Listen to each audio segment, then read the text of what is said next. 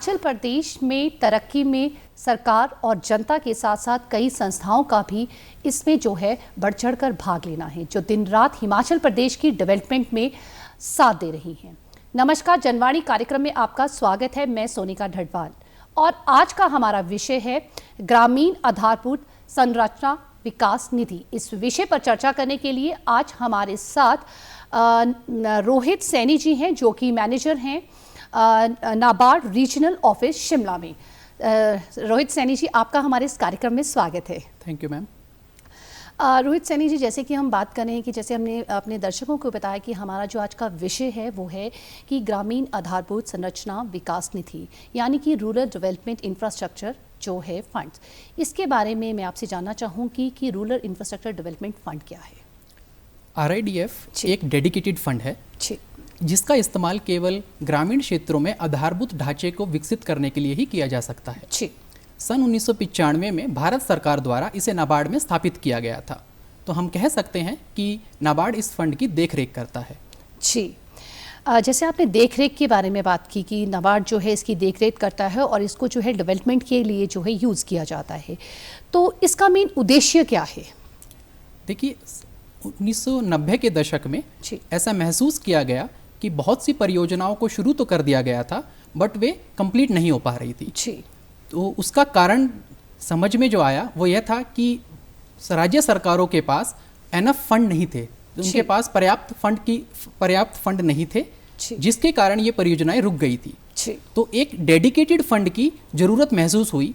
इसी जरूरत को पूरा करने के लिए सन 1992 में इस फंड को स्थापित किया गया। इसलिए हम कह सकते हैं कि इसका ऑब्जेक्टिव या उद्देश्य राज्य सरकारों को एक सस्ता ऋण उपलब्ध कराना है ताकि वे ग्रामीण क्षेत्रों में जो विकास के कार्य, जो आधारभूत ढांचा है, उसको विकसित कर सके। जी, अगर हम इसकी जर्नी की बात करें, ये कब स्टार्ट हुई, कैसे हुई, तो थोड़ा सा मैं इसकी जर्नी के बारे में आपसे जानना चाहूँगी कि ये जर्नी जो है RIDF की जर्नी कब से शुरू हुई? जैसा मैंने बताया, इसे सन 1995 में शुरू किया गया था। आज 2023 है, तो इसे 28 साल हो गए हैं। तो हर साल को एक ट्रांच के रूप में देखा जाता है। 1995-96 में ट्रांच 1 शुरू हुई थी जिसका कॉर्पस 2000 करोड़ रुपए का था। आज 28वीं ट्रांच चल रही है सन 22-23 में, और इसका जो कॉर्पस है वो 40,000 करोड़ तक का है। तो हम कह सकते हैं कि यह एक विश्वसनीय स्रोत बनकर उभरा है।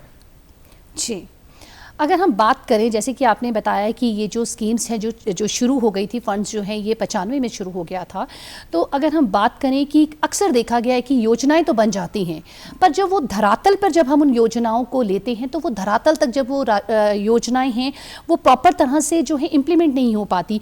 तो आप ऐसा कैसे सुनिश्चित करते हैं कि ये जो आपके द्वारा जो कार्य किया जा रहा है, जो प्रोजेक्ट्स लगाए जा रहे हैं, उनको जो है वो प्रॉपर जो है तरीके से चले? इसको मैं थोड़ा विस्तार पूर्वक बताना चाहता हूँ। RIDF के दिशा निर्देश इस बात को बहुत अच्छे से ध्यान रखते हैं और बहुत सारे मैकेनिज्म उन दिशा निर्देशों में बनाए गए हैं।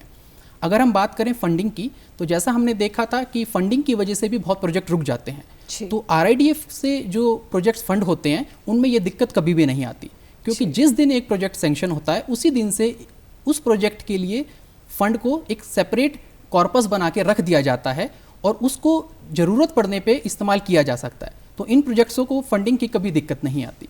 दूसरा, इनको इम्प्लीमेंट करते टाइम एक मॉनिटरिंग मैकेनिज्म के ऊपर खास ध्यान दिया गया है। तो अगर मैं मॉनिटरिंग मैकेनिज्म की बात करूं तो ये 3 लेवल का है।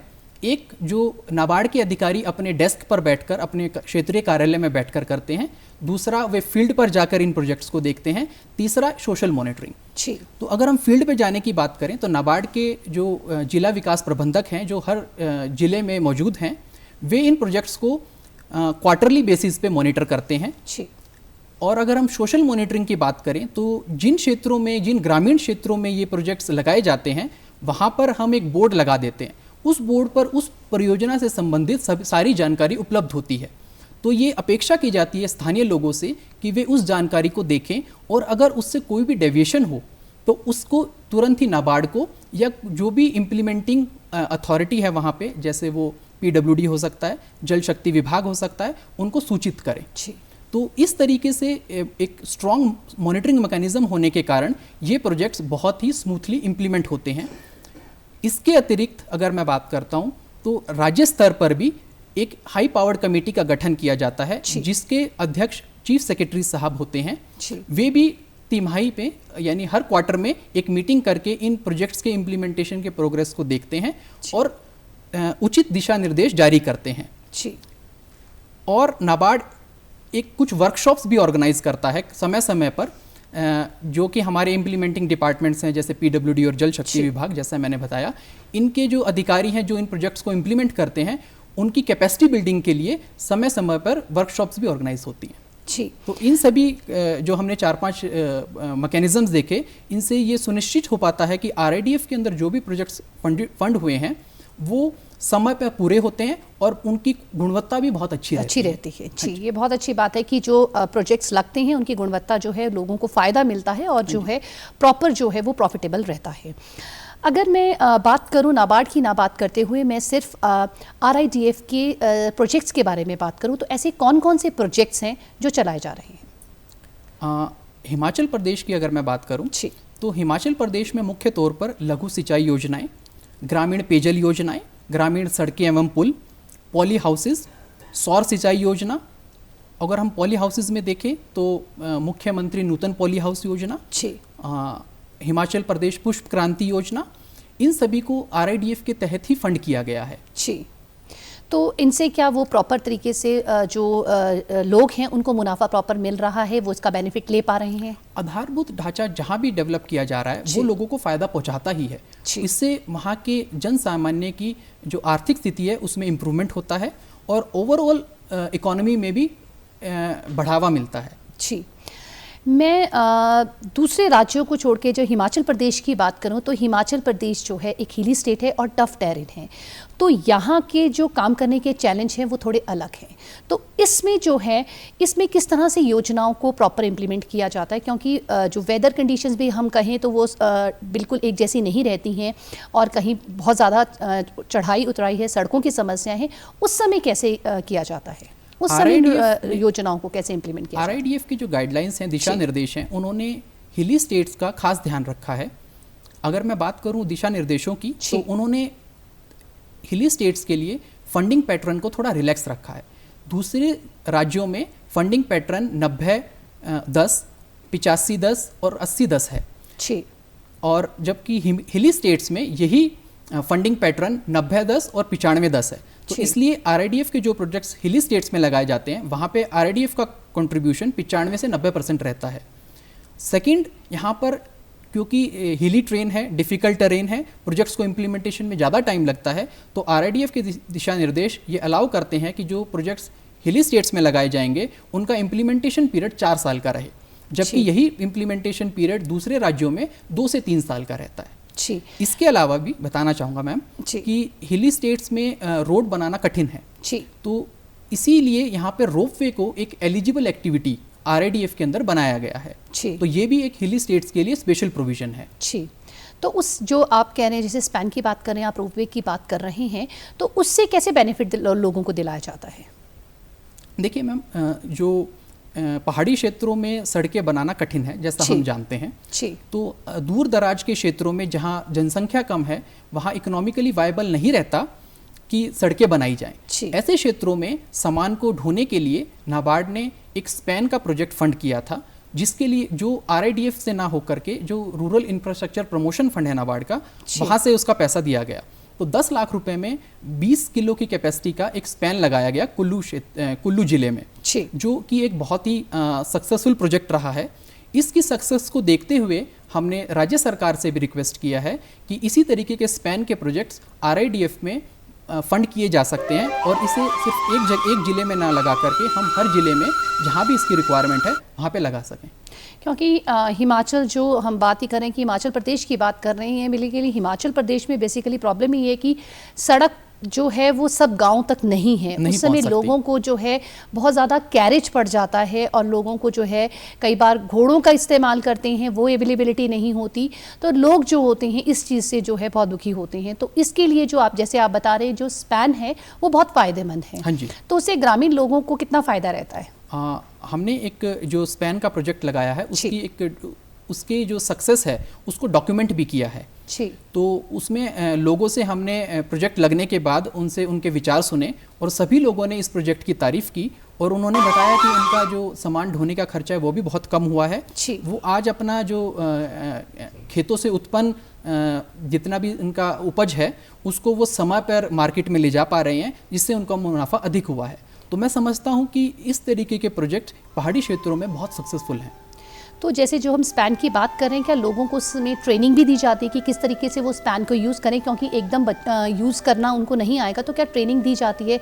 इससे जो ट्रेनिंग प्रोवाइड की जाती है उन लोगों को? ये स्पैन मैम प्रोफेशनली ऑपरेट किए जाते हैं, तो वहाँ के लोगों को ऑपरेट नहीं करना है। इसके लिए एक एजेंसी को ठेका दिया जाता है जो उसको ऑपरेट करती है। जी। तो जैसे कि हम बात करें, जैसे आपने बताया कि ग्रामीण, हम स्पैन के बारे में बात करें, कई बार ऐसे होते हैं, ये स्पैन के हम बात करें तो एक छोटा प्रोजेक्ट है, कई बार जो होते हैं बड़े प्रोजेक्ट्स भी लगाए जाते हैं, तो क्या वहाँ के लोगों के लिए रोज़गार के अवसर भी खुलते हैं? किसी भी इंफ्रास्ट्रक्चर प्रोजेक्ट के इम्प्लीमेंटेशन के टाइम रोजगार उत्पन्न होते ही हैं। तो नाबार्ड के जो द्वारा RIDF फंडेड प्रोजेक्ट्स हैं वो भी इंफ्रास्ट्रक्चर क्रिएशन के लिए ही है। तो ये सभी प्रोजेक्ट्स रोजगार उत्पन्न करते ही हैं और इन प्रोजेक्ट्स के लगने के कारण यहाँ पे लोगों को, जो हिमाचल प्रदेश के लोग हैं, उनको रोजगार मिलता है। जी। तो लोगों की कोई ऐसी जो लोग हैं जिन्होंने इसका फ़ायदा उठाया है, क्या उनसे हम कोई वो जो कहते हैं कि जो बातचीत उनसे हुई है, जो हमने अपने दर्शक भी हमारे देख रहे हैं साथ साथ, तो उन्होंने देखा कि लोगों को जो है इस चीज़ का जो है फ़ायदा मिला है? तो मैं चाहती हूँ कि मैं थोड़ा सा हमारे दर्शकों को दिखाई दी कि किस तरह से गांव वालों को इसका फ़ायदा मिला है। नमस्कार जी, मैं प्रधान हूँ इस ग्रुप की। हमारे को बहुत मुश्किल था, हम खेती बाड़ी बहुत अच्छी ढंग से करते थे, हमारे को कोई लेबर नहीं मिलती था, हमारे को ढुआन बहुत ज़्यादा था। अब हम स्पैन लगने से ये फ़ायदा उठाएंगे कि ज़्यादा से ज़्यादा काम बढ़ाएंगे और अच्छे तरीके से काम करेंगे। ऐसे तो हमारे को 10 किल्ले खेत में ही पड़े हुए होते थे, ना लेबर मिलती थी ना घोड़े वाले मिलते थे टाइम से। जो स्पैन लगा हमारे लिए, हमारे गांव वालों के लिए, इसके लिए बहुत फ़ायदा हुआ। हमें बहुत दिक्कत होती थी पहले और हमें पीठ पे उठाकर 1-2 घंटे तक बोझ उठा के लाना पड़ता था। अब स्पैन लगने से हमें बहुत ज़्यादा फ़ायदा हो गया और अपने लिए भी काम करने को भी हल्का रहेगा। स्पैन से पहले हमारे को ये समस्या थी कि ना हमारे को घोड़ा टाइम पर मिलता था, ना लेबर मिलती थी टाइम पर। इस कारण से हम बड़े मुसीबतों में पड़ जाते थे गांव वाले। ना हम कोई सब्जियां उतनी ज़्यादा लगा सकते थे, ना लहसुन लगवा सकते थे, तो ना सेब की मेंटेनेंस कर सकते थे, क्योंकि हमारे को लेबर और घोड़े खच्चर की बड़ी प्रॉब्लम होती थी। आज ये जब स्पैन हमारा लग गया, स्पैन से हमारे को अब थोड़ा सहूलियत होगी कि ताकि हम इससे आगे अच्छे से अच्छा अपना काम कर सकते हैं। कई गांव और पंचायतों में जो है प्रोजेक्ट्स चल रहे हैं, जैसे कि हमने अभी देखा, तो सिलेक्शन एंड डिस्ट्रीब्यूशन कैसे किया जाता है? कैसे सिलेक्ट किया जाता है कि ये एरिया में जो है कार्य करना है, और कैसे उनको डिस्ट्रीब्यूशन किया जाता है उनका? जैसे कि RIDF पूरे देश में चलाया जा रहा है और हर राज्य ने अपना एक अलग मैकेनिज़्म बनाया है कि किस तरीके से प्रोजेक्ट सेलेक्ट होंगे। तो हिमाचल प्रदेश का भी अपना एक अलग मैकेनिज़्म है कि RIDF के अंदर जो भी परियोजनाएं फंड की जानी है उनका चुनाव कैसे करना है। तो हिमाचल प्रदेश में हम देखते हैं कि यहाँ पर MLA प्रायोरिटाइज करते हैं प्रोजेक्ट्स को। तो अगर हम सीक्वेंस देखें इसका, तो लोग अपने MLA जो अपनी उनकी कॉन्स्टिट्यूएंसी होती है वहाँ पे MLA से वो रिक्वेस्ट करते हैं, उनको बताते हैं कि यहाँ पर किस तरीके की परियोजनाओं की ज़रूरत है। वही MLA उसके बाद जो इम्प्लीमेंटिंग डिपार्टमेंट्स होते हैं, जैसे PWD और जल शक्ति विभाग, उनको दिशा निर्देश देते हैं कि इस क्षेत्र में इस तरीके की परियोजना इम्प्लीमेंट की जानी चाहिए। वही जो हमारे इम्प्लीमेंटिंग डिपार्टमेंट्स हैं वो उसका डिटेल प्रोजेक्ट रिपोर्ट तैयार करते हैं। डिटेल प्रोजेक्ट रिपोर्ट तैयार करने के बाद उसे सरकार के वित्त विभाग के पास भेजा जाता है। वित्त विभाग से वो DPR नाबार्ड के पास आती है। नाबार्ड जिसे अप्रेज और स्क्रूटनाइज करता है। स्क्रूटनाइज करने के बाद नाबार्ड द्वारा वो परियोजनाएं स्वीकृत की जाती हैं। उसके बाद वो प्रोजेक्ट जो है धरातल पर उतारा जाता है और नाबार्ड उसकी ज़रूरत पड़ने पर फंडिंग करता है। जैसे जैसे वो प्रोजेक्ट प्रोग्रेस करता है उसकी फंडिंग करता है। तो हम कह सकते हैं कि ये जो हिमाचल प्रदेश है, यहाँ पे RIDF के तहत जो परियोजनाएं फंड की जा रही हैं उनका चुनाव MLA द्वारा किया जाता है। जी। अगर हम अपने देश की बात करें और प्रदेश की बात करें, तो दोनों जो है वो बहुत जो है तरक्की कर रही हैं, तो इसमें नाबार्ड जो है वो किस तरह से मदद करता है, और उसमें नाबार्ड के अंदर ही जैसे RIDF है, तो जो प्रोजेक्ट्स हैं, जो मेजर प्रोजेक्ट्स हैं, अभी हम उनके मेजर प्रोजेक्ट्स के बारे में बात करें तो कौन कौन सी मेजर प्रोजेक्ट चल रही हैं और कौन से प्रोजेक्टों पे और काम किया जा रहा है? इसके लिए मैम अपने साथ थोड़ा डाटा लेके आया हूँ, मैं आपको बताना चाहूँगा।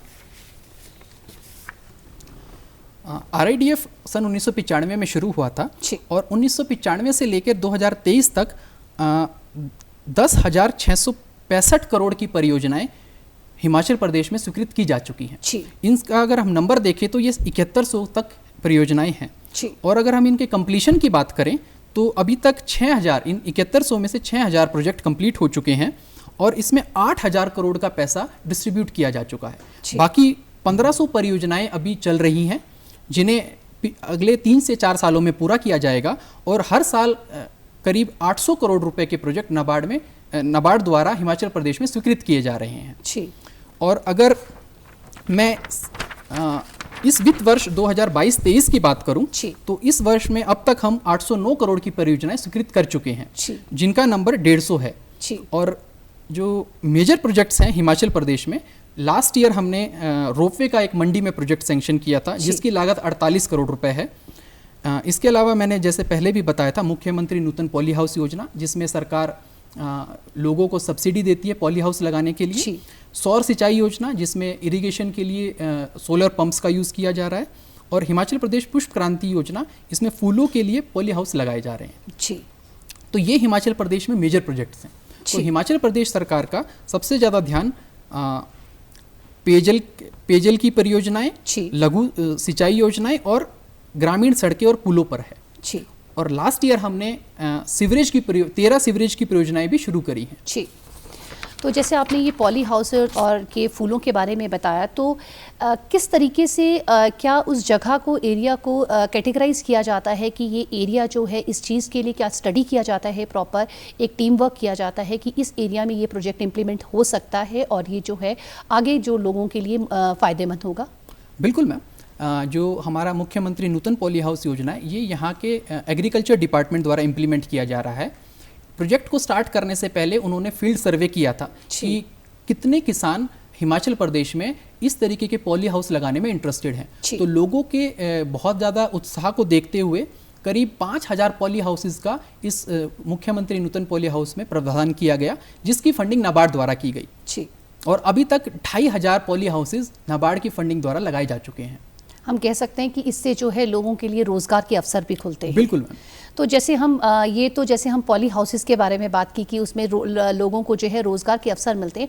क्या जैसे जो प्रोजेक्ट्स बनते हैं, मैं दोबारा उसी बात पे आऊँगी कि सबसे मेन मुद्दा आजकल बेरोज़गारी का ही है, तो क्या जैसे जो प्रोजेक्ट्स लगते हैं, क्या वहाँ के जो गाँव के या पंचायत के जो लोग होते हैं उन्हें क्या रोज़गार के अवसर भी मिलते हैं वहाँ पर काम करने के लिए? बिल्कुल मिलते हैं। अगर हम देखें तो RIDF के अंदर लघु सिंचाई योजनाएँ, ग्रामीण सड़कें एवं पुल, पेयजल योजनाएं, सीवरेज योजनाएं, पॉली हाउसेस, सौर सिंचाई के जो पंप्स हैं वो, तो ये सभी प्रोजेक्ट्स जो है जब लगाए जाते हैं तो रोजगार उत्पन्न होता ही है। और जब ये रोजगार उत्पन्न होता है तो सबसे ज़्यादा पहली चॉइस जो भी इम्प्लीमेंटिंग डिपार्टमेंट है या जो कॉन्ट्रैक्टर इम्प्लीमेंट कर रहा है, उनकी पहली चॉइस स्थानीय लोगों को रोजगार देने की ही होती है। और अगर हम डाटा की बात करूँ तो हर साल लगभग 1.5 लाख मैन डेज का रोजगार नाबार्ड के जो द्वारा फंडेड प्रोजेक्ट्स हैं उनमें उत्पन्न हो रहा है। आने वाले समय में हिमाचल प्रदेश के लिए कौन से प्रोजेक्ट्स पे काम किया जा रहा है और कौन से प्रोजेक्ट्स जो हैं अभी स्ट्रीमलाइन है कि उन पे काम करना है? अगर मैं बात करूं आने वाले समय की, तो इस समय नाबार्ड के पास करीब 2500 करोड़ के प्रोजेक्ट पड़े हुए हैं जिन्हें RIDF के द्वारा हमें फंड करना है। तो हर साल लगभग 800 से 1000 करोड़ रुपए के प्रोजेक्ट्स हम स्वीकृत करते हैं।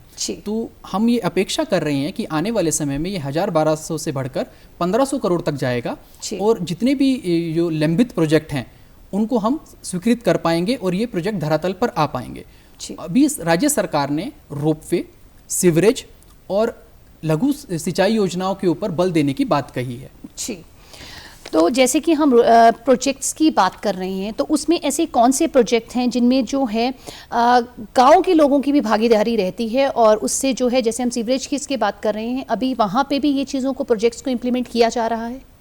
बिल्कुल। गांव के अगर हम लोगों की भागीदारी की बात करें तो गांव के लोग दो तरीके से आरआईडीएफ प्रोजेक्ट्स में भागीदार बनते हैं।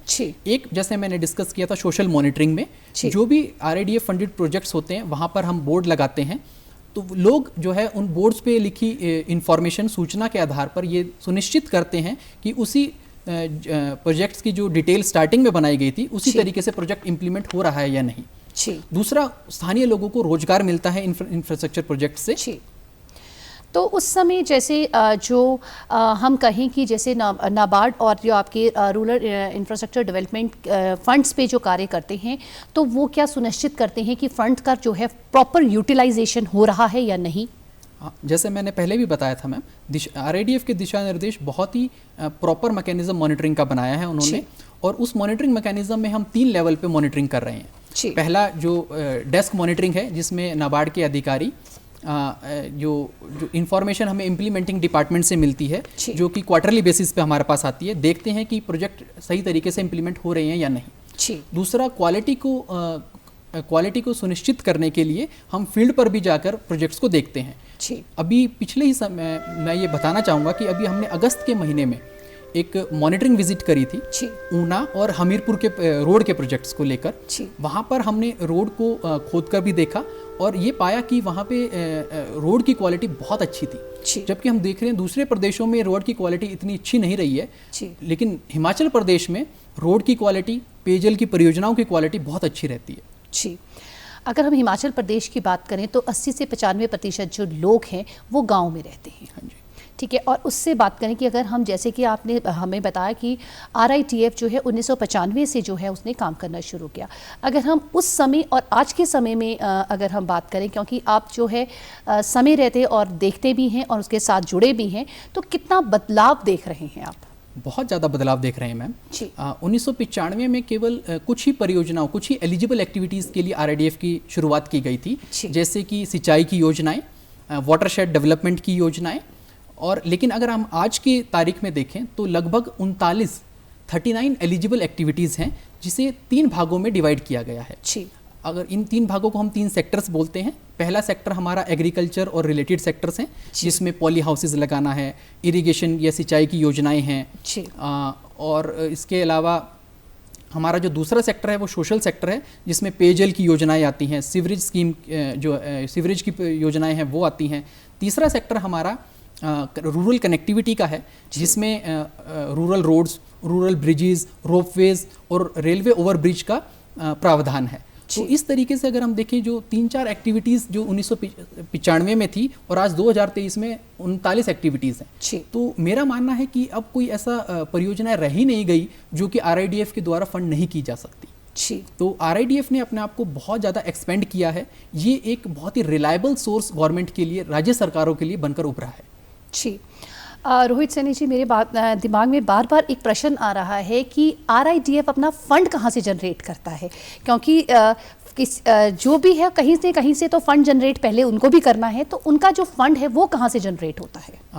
अगर आपको आइडिया हो मैम, ये जो हिंदुस्तान में जितने भी बैंक्स हैं उनको अपने जितने भी लोन हैं उनका 40% प्रायोरिटी सेक्टर में देना होता है। लेकिन ऐसा देखा गया है कि वो बैंक्स अपना जो जितना भी लोन देते हैं उसका 40% उस प्रायोरिटी सेक्टर में नहीं दे पाते। तो जितना भी शॉर्टफॉल रहता है उसे हम प्रायोरिटी सेक्टर शॉर्टफॉल बोलते हैं, और आरआईडीएफ का जो मुख्य स्रोत वो प्रायोरिटी सेक्टर शॉर्टफॉल ही है। तो जैसे हर साल आरबीआई द्वारा इस प्रायोरिटी सेक्टर शॉर्टफॉल के फंड को बताया जाता है कि इस साल बैंकों द्वारा इतना फंड प्रायोरिटी सेक्टर में नहीं दिया गया, उसी शॉर्टफॉल को आरबीआई नाबार्ड को, सिडबी को और दूसरे जो हमारे विकास के बैंक हैं उनको देते हैं। तो आरआईडीएफ उसी से आता है। रोहित सैनी जी, आप हमारे इस कार्यक्रम में आए और आपने हमें कितना अच्छा बताया कि जिस तरीके से कि आरआईडीएफ जो है रूरल इंफ्रास्ट्रक्चर डेवलपमेंट फंड किस तरह से देश और प्रदेश में तरक्की के लिए, डेवलपमेंट के लिए काम कर रहा है, उसके लिए बहुत बहुत धन्यवाद। Thank you ma'am. आज जनवाणी कार्यक्रम में हमने जाना कि किस तरह से देश को और प्रदेश को तरक्की करने के लिए किस तरह के जो है फंड्स को जनरेट किया जा रहा है, किस तरह के प्रोजेक्ट्स लगाए जा रहे हैं ताकि हमारा देश और हर राज्य जो है तरक्की करे। तभी हिमाचल प्रदेश भी इसे पीछे नहीं है और हिमाचल प्रदेश भी अपने जो हर एक उसमें सेक्टर में जो है सबसे आगे है। आज के कार्यक्रम में सिर्फ इतना ही। नमस्कार।